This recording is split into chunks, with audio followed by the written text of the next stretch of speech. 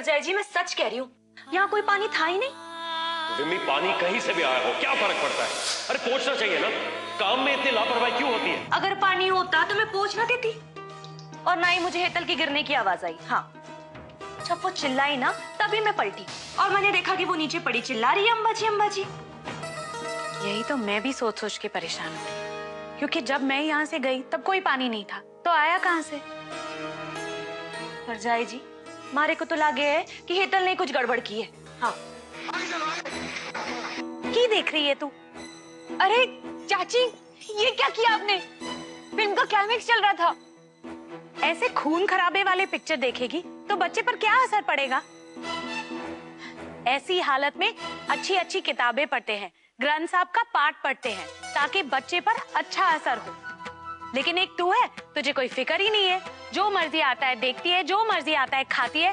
कैसी वहाँ है तू? ओ चाची, आपको तो मेरी हर चीज से प्रॉब्लम है। ठीक है, आज से मैं टीवी नहीं देखूंगी। खुश?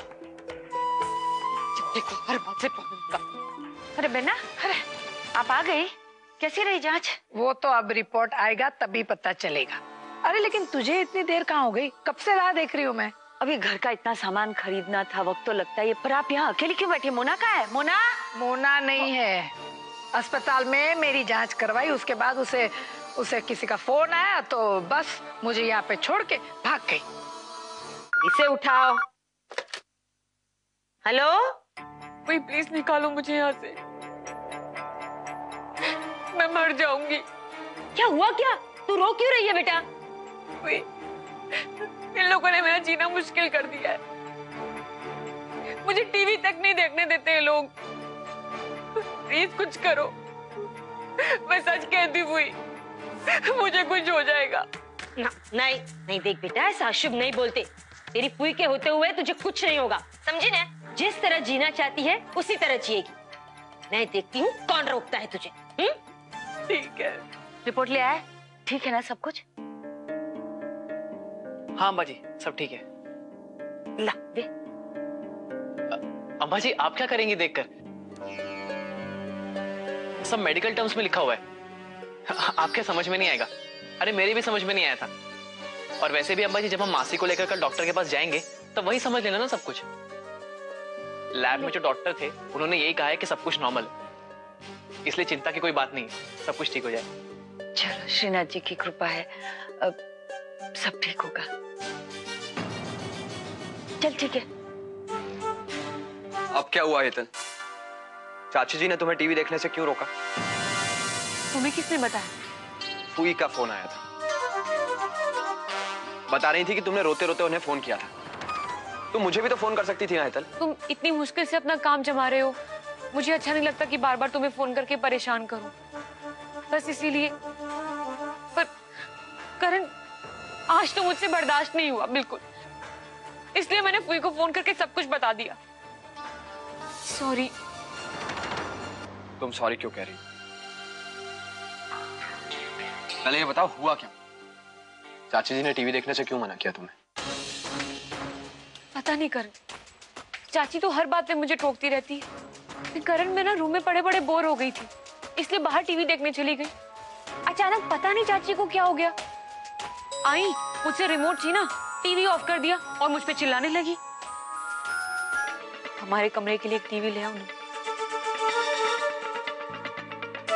देखो करण, तुम समझने की कोशिश करो, एक हमारे कमरे में टीवी आ जाएगा ना तो मैं बोर भी नहीं हुआ करूंगी और साथ ही साथ आराम भी हो जाएगा।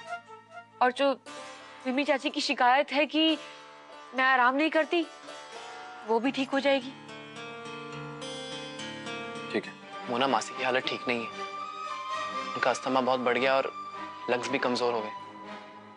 अब देखते रिपोर्ट देखकर डॉक्टर क्या कहते हैं। शायद इलाज के लिए मासी को यहाँ 1-2 हफ्ते और रुकना पड़ेगा। चिंता मत करो अनुकर, हम सब है ना, हम सब मासी जी का मिलकर अच्छे से देखभाल करेंगे। देखना एकदम से ठीक हो जाना है उन्हें। बाय को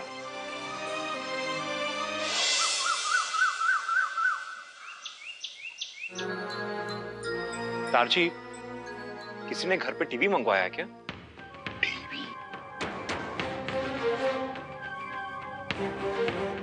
लगता है पुत्र तुम किसी गलत पते पर आ गए। जरूर कोई गलती हुई है।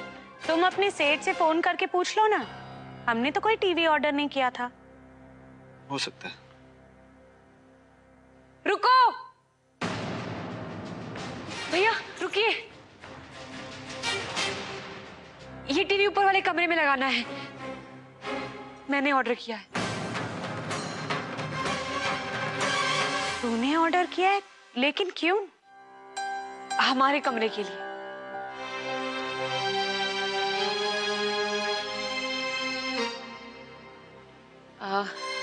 वो क्या है ना चाची, आप तो सारा दिन मुझसे कुछ करवाती नहीं है, तो मैं कमरे में पड़े पड़े बहुत बोर हो जाती हूँ। इसीलिए करण ने मंगाया है ये टीवी। मैं बोर भी नहीं होंगी और आराम भी मिल जाएगा।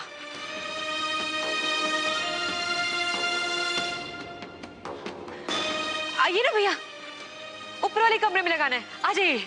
जी।